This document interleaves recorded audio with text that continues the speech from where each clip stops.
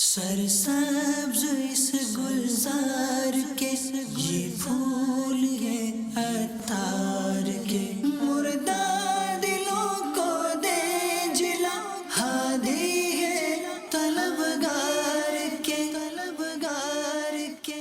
الحمدللہ رب العالمین والصلاة والسلام علی سید المرسلین اما بعد فاعوذ باللہ من الشیطان الرجیم بسم اللہ الرحمن الرحیم الصلاة والسلام علیک یا رسول اللہ وعلی آلک واصحابک یا حبیب اللہ الصلاة والسلام علیک یا نبی اللہ وعلی آلک واصحابک یا نور اللہ.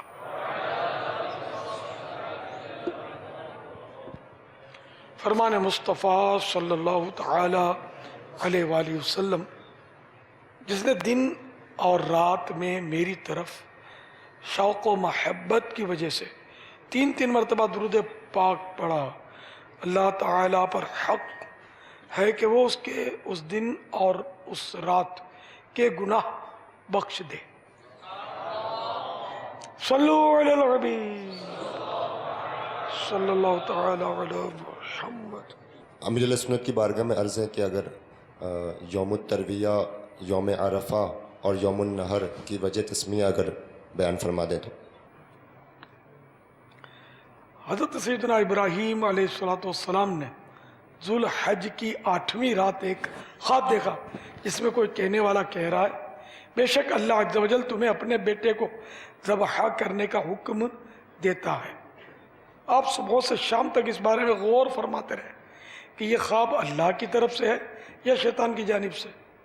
اسی لیے 8 ذوالحج کا نام یوم الترویہ یعنی سوچ بچار کا دن رکھا گیا. 9ویں رات پھر وہی خواب دیکھا اور صبح یقین کر لیا کہ یہ حکم اللہ کی طرف سے ہے. اسی لیے 9 ذوالحج کو یوم عرفہ یعنی پہچاننے کا دن کہا جاتا ہے. 10ویں رات پھر وہی خواب دیکھنے کے بعد آپ علیہ السلام نے صبح اس خواب پر عمل کرنے یعنی بیٹے کی قربانی کا پکا ارادہ فرما لیا، جس کی وجہ سے 10 ذوالحج کو یوم النحر یعنی ذبح کا دن کہا جاتا ہے. صلو علی الحبیب صلی اللہ تعالی علی محمد. ایک اسلامی بھائی انہوں نے کہا تھا کہ ایک گھرانہ مالدار ہے، لیکن پچھلے کئی عرصے سے جو ہے نا وہ جب بھی قربانی کرتے ہیں تو کوئی نہ کوئی مسئلہ ہو جاتا ہے. یعنی کہ کبھی اگر ہم قربانی کا جانور لینے جاتے ہیں تو ایکسیڈنٹ ہو جاتا ہے یا اور کوئی حادثہ ہو جاتا ہے. یعنی 3 بار ہر سال ایسے ہی ہوئے، 3 سال ہو گئے. جب بھی قربانی کا جانور لینے جاتے ہیں تو کوئی نہ کوئی اس طرح مسئلہ ہو جاتا ہے. تو اس کی وجہ سے انہوں نے ابھی یہ پچھلے 1-2 سال سے قربانی کرنا چھوڑ دی ہے اس وجہ سے. تو ان کا ایسا کرنا اپنے آپ سے پوچھ لیں آپ کیسا کرنا کیسا. نہیں، وہی کہہ رہے تھے کہ اگر واجب تھا تو ترک واجب انہوں نے کیا، تو لینے جاتے ہیں تو ہوتا ہے، تو کسی سے بھی تو منگوایا جا سکتا ہے، کسی کو وکیل بھی کیا جا سکتا ہے کہ تم ہی خرید کر ذبح بھی کر دو ہماری طرف سے. نہیں، ایک بار انہوں نے کہا کہ جب گھر لے کے آئے تو گھر میں آ کے جو ہے نا وہ ان کا ہاتھ کٹ گیا یا کیا مسئلہ ہو گیا. اور چلو یہ ایک اتفاق ہے تو بھی کسی اور کو سونپ دے کہ تم ہی خریدو تم ہی کاٹو. یعنی کہ کرنی ہے ہر حال میں. جبکہ واجب ہے تو کرنی ہوگی. اگر واجب ہے جی واجب جس پر واجب ہے ان سب کو کرنا ہوگا، کیونکہ یہ ایک آزمائش ہے، قیاسی بات ہے کہ قربانی کے لیے گئے تو ہی ہوا. یہ 2 بار یا 3 بار کہتے ہیں ہوا، 3 بار اتفاق ہے. مطلب اگر کوئی مطلب کالج جائے اور تو 3-4 بار حادثہ ہو کچھ نہ کچھ اس طرح کا تو کالج نہیں چھوڑے گا. دکان پر جائے دکان نہیں چھوڑے گا، کاروبار دکان کوئی نہیں چھوڑے گا. نیکی میں بس یہ اوڑھ لیتے ہوں گے کہ یار ہم یوں کرتے ہیں تو یہ ہو جاتا ہے. ہو سکتا ہے کہ بڑا ہونے والا ہو اور وہ نیکی کے لیے جا رہے ہو تو یہ چھوٹے میں نپٹ جاتا ہو. بندے کو یوں ذہن بنانا چاہیے. جزاک اللہ. صلو علی الحبیب صلی اللہ تعالی علی محمد. ٹڈی کے حوالے سے سوال ہے پاپا پیچھے سے. ٹڈی یہ ٹڈی ہے جو عام طور پر جیسے بارش میں جو ہوتی ہیں ٹڈی. آپ کے یہاں بیٹھی ہوئی ٹڈی؟ جی پاپا جی. اس کے حوالے سے سوال تھا پاپا، یہ اس کا کیا حکم ہے؟ یہ جو ٹڈی ہے یہ وہ ٹڈی میں شمار ہوگی جو کھائی جاتی ہے ٹڈی؟ مجھے تو کچھ بیٹھا ہوا ضرور ہے. ہے تو ٹڈی ہے، چھوٹی سی ٹڈی ہے تو ٹڈی یار، یہ منی منی ٹڈی ہے. یہ عام طور پہ بارشوں میں نکلتی ہے. ہاں اب ٹڈی اتنی سی ٹڈی تو کبھی نہیں کھائی، نہ کھاتے ہیں لوگ اس کو. وہ بڑی ٹڈی ہوتی ہے، یہ خاص موسم میں آتی ہے. اب یہ آنے نہیں دیتے اس کو، کھیت کے کھیت کھا جاتی ہے. تو اس کو یہ دوائیں چھڑک کر ہوائی جہاز کے ذریعے غالباً دوائیں چھڑکتے ہیں اور ان کو مار دیتے ہیں. پہلے جب ہم چھوٹے ہوتے تھے نا تو ٹڈیاں آسمانوں پر چھائی رہتی تھی، ایسے لگتا تھا. لیکن ٹڈی دل اسی لیے بولتے ہیں اس کو، ٹڈی کا لشکر، ٹڈی دل.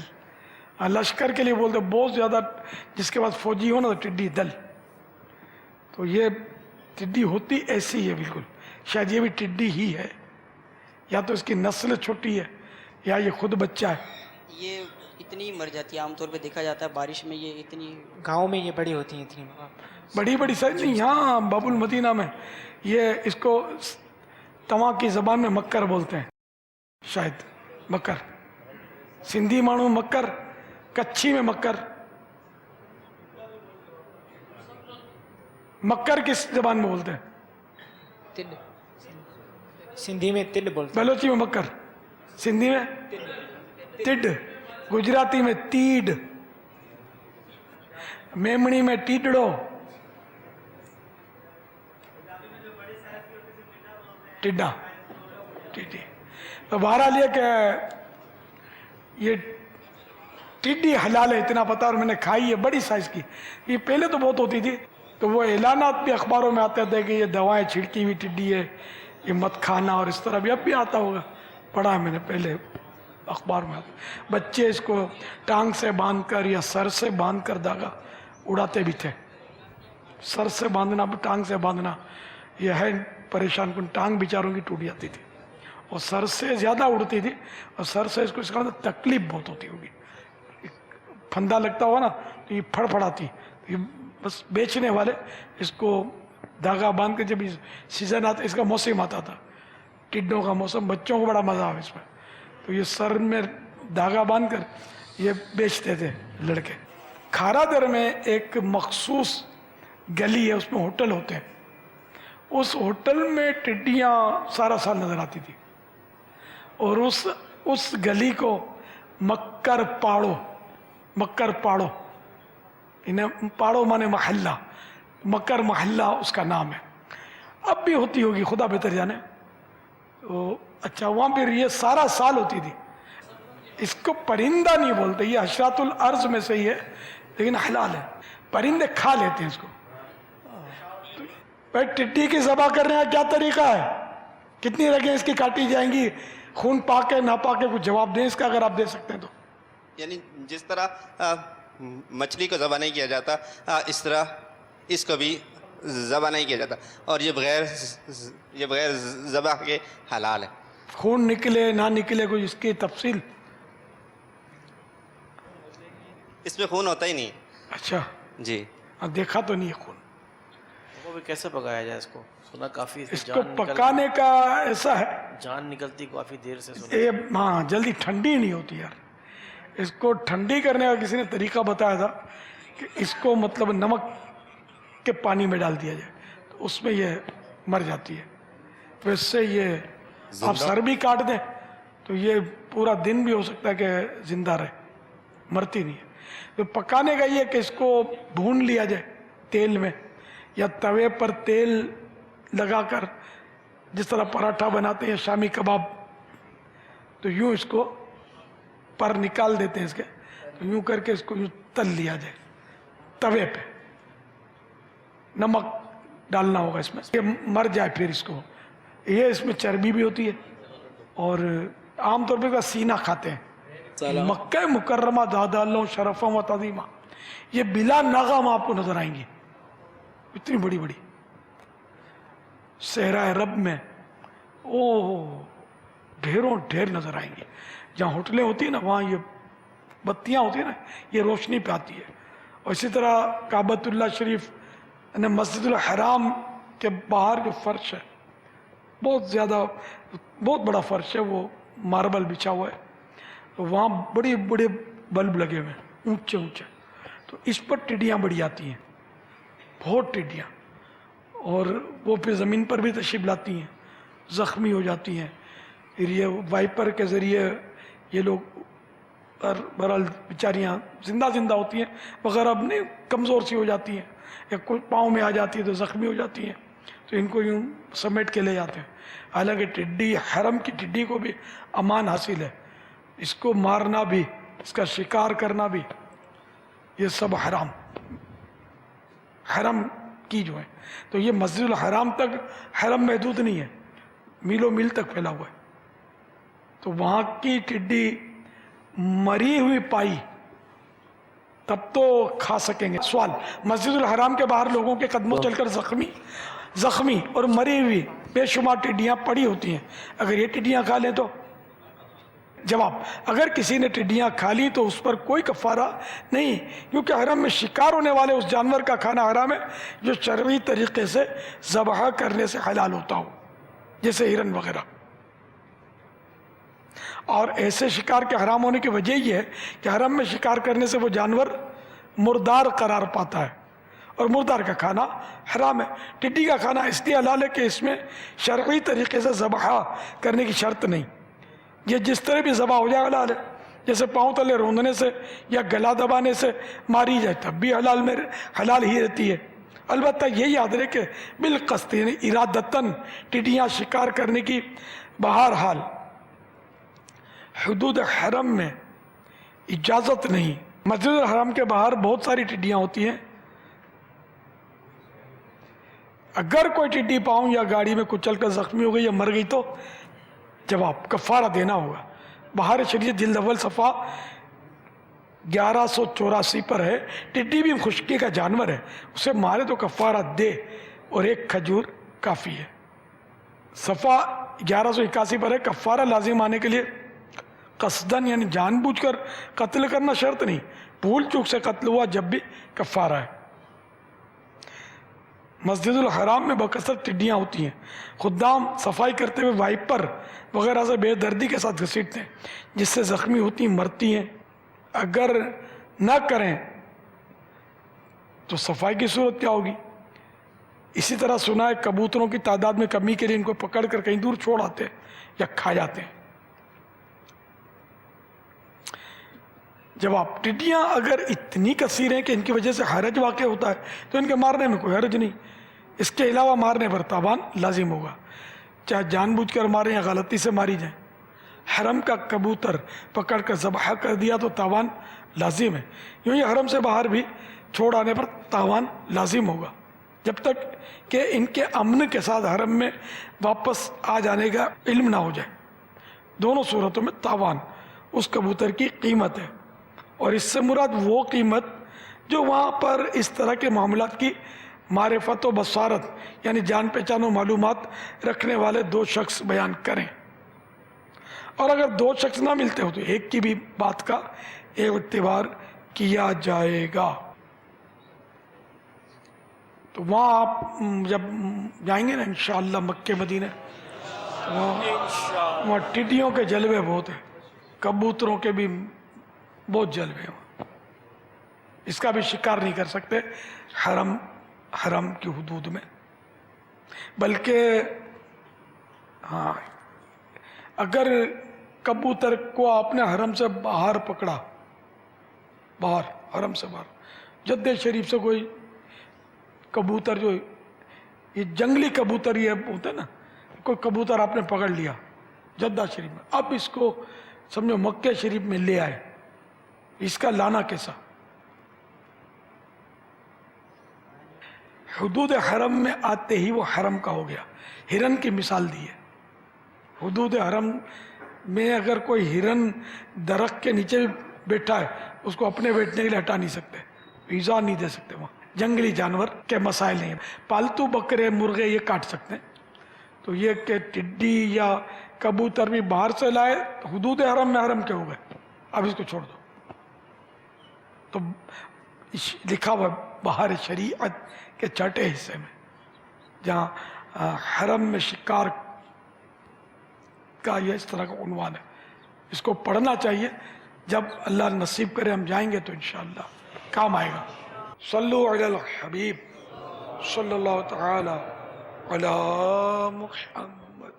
हज और उम्रे के लिए जो जाते हैं बाबा, ये बुलावे की बातें हैं, और जो कोशिश की जाती है इस पे जाने की, तो औलाद को क्या करना चाहिए? पहले वो वालिदैन को कराने की कोशिश करें या ख़ुद वो कर ले? अफजल शरीयत क्या इसकी रहनुमाई? हज उम्रा साथ या उम्रे का कोई, जैसे रमज़ान शरीफ में उम्रा, वो उम्रा या हज, मसलन ये दोनों अलग अलग इबादतें हैं।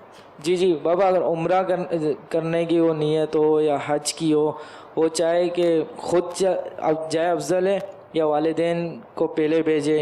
हज अगर उस पर फ़र्ज़ है तब तो वालिदैन को भेजने की, अगर जब भेजता है तो खुद नहीं जा पाएगा, इतना नहीं रहता उसके पास, तो ये फ़र्ज़ है कि ये खुद जाए। यहाँ तक कि माँ बाप मना करें तब भी जाए, इजाज़त ना दें तब भी, हज फ़र्ज़ है। उम्रे का ताल्लुक़ है जहाँ तक, तो ये फ़र्ज़ तो है नहीं। तो उम्रे के लिए माँ बाप की इजाज़त से जाए, और माँ बाप अगर इजाज़त देते हैं तो ठीक, उम्रा कर ले, वरना माँ बाप को भेजेगा तो ज़रा इनकी दुआएं मिलेंगी। इन पर वाजिब तो है नहीं कि उम्रे पर माँ बाप को भेजे या हज पर माँ बाप को भेजे, औलाद पर ये वाजिब नहीं है। और लोग कहते हैं कि पहले, हमारी कौम में कहा जाता है यार पहले वालिदैन के अलाया पिंड बनी रहे हैं इन तरीके से। वो ठीक है, जो कहते हैं वो कहते हैं, बहुत कुछ कहते हैं। अवाम तो अवाम है, वो है ना, अल अवाम कल अनआम, अवाम चौपाइयों की तरह है, मुहावरा है। बाबा इजाज़त लेनी चाहिए वालिदैन? आपने तो कहा मैं छोटा सा सवाल करूँगा, उसमें खड़े हुए आपने कहा मैं छोटा सा सवाल करूँगा। दुआओं की दरख्वास्त। सल्लु अलल हबीब सल्लल्लाहु तआला अला मुहम्मद। अमीर अहले सुन्नत की बारगाह में अर्ज़ है, गैर मुस्लिमों को ईमान की दावत देने का क्या तरीका होना चाहिए? समझो हमारा काम है लोगों घरों पे काम करना। मुसलमान को नेकी की दावत देने का तरीका किस किस को आता है? तो ये मुसलमानों को नेकी की दावत देना आता नहीं है, काफिर को देंगे कैसे? और गैर मुस्लिम ने एक सवाल कर दिया कोई, तो फिर अपने तो कहीं वसवसों में ना पड़ जाए। तो इसलिए दावत इनको वो दे। अब गैर मुस्लिम कौन से मज़हब का है? मज़हब भी एक नहीं है। तो जिस मज़हब वाले को दावत देना चाहता है तो अपने मज़हब पर पहले तो पक्की मालूमात हो, और ये भी नहीं होती है, और उसके मज़हब की मालूमात भी हो कि अगर उसने कोई अपना इश्काल वारिद किया, कोई अपना सवाल किया कि तो आप उसका जवाब दे सकें। आपके मज़हब पर एतराज़ किया इस्लाम में तो यूँ है, तो आप उसको जवाब दे सकें, अपने दिफा कर सकें। तो जब अपने में इतनी सलाहियत नहीं है तो फिर दावत सोच समझ कर ही बंदा दे, या कहीं ऐसा ना हो कि खुद वसवसों में पड़ जाए, क्योंकि इनके भी एतराज़ात बाज़ ऐसे होते हैं कि ये हिला देते हैं। जो माहिर निकला अगर तो मुश्किल खड़ी हो सकती है। सल्लु अलल हबीब सल्लल्लाहु अलैहि वसल्लम। अस्तगफिरुल्लाहल्लज़ी ला इलाहा इल्ला हु व अतूबु इलैहि। अस्तगफिरुल्लाहल्लज़ी ला इलाहा इल्ला हु व अतूबु इलैहि। अस्तगफिरुल्लाहल्लज़ी ला इलाहा इल्ला हु व अतूबु इलैहि। सुब्हानक अल्लाहुम्मा व बिहम्दिका ला इलाहा इल्ला अंता أستغفرك وأتوب إليك سبحانك اللهم وبحمدك لا إله إلا أنت أستغفرك وأتوب إليك سبحانك اللهم وبحمدك لا إله إلا أنت أستغفرك وأتوب إليك صلوا على الحبيب صلی اللہ تعالی علی محمد. جس نے 12 ماہ سفر کر لیا ہے اور ذوالحجۃ الحرام میں ملاقات نہیں کی. 12 ماہ سفر کر لیا مگر ملاقات نہیں کی. 4 ہیں نہیں 12 ماہ سفر کر لیا ہے مگر ملاقات نہیں کی. وہ اس طرف آ جائیں. 12 ماہ سفر کر لیا ہے ذوالحجۃ الحرام میں ملاقات اس نے ابھی تک نہیں کی. یاد ہے کوئی کھڑے نہیں ہونا تاکہ اپنا یہ کام بھی نہ خراب ہو جو چل رہا ہے.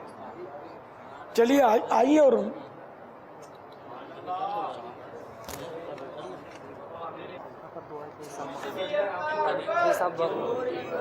چھتی نال. وعلیکم السلام.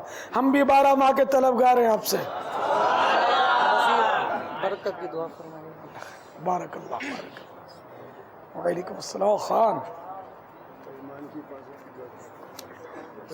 اصغر خان جواب مضبوط تھا. ارے واہ خان آپ کے بچوں کے رشتہ کی